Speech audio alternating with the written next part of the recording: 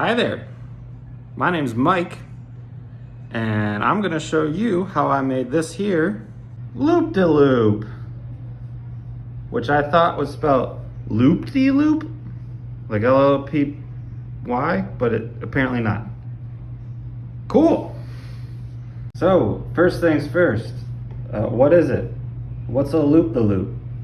The idea here is that a marble is going to come shooting down here with enough velocity that it's going to go all the way up around and back out the other side. A loop-de-loop. Next up, we've got tools. Here's what I used to make this. We've got this here,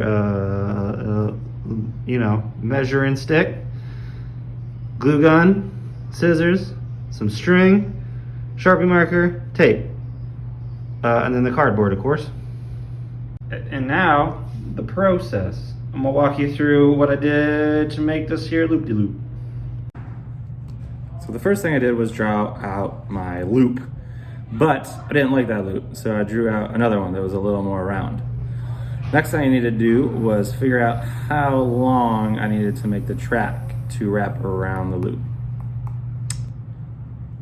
So I threw down some string, marked that bad boy off with a marker, taped that to a ruler, and then marked off where it ended on the ruler.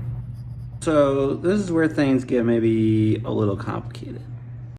In order to have the track wrap around and not overlap itself, you gotta kind of cut it at an angle. I knew that I wanted my track to be 3 inches. So I measured out 2 3-inch spans and then made sure that by the end of the track, it moved over 3 inches. So it's at an angle. Anyway, cut that bad boy out, cut the loop out, tape that sucker together, got some hot glue. Yeah, hot glued that bad boy. Clumsily, hit all the seams. And there you have it. Sweet loop-de-loop. Now what I should have done is when I first cut out this is trace it so that I had one for the backside so that the marble doesn't go shooting out.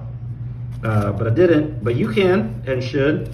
You would just like throw that piece down while it's still loose on another piece of cardboard and then trace it and then cut it out. Do the same thing on this side. Thanks for joining. I sure do hope you enjoyed my educational movie film. Watch some more. Bye-bye now.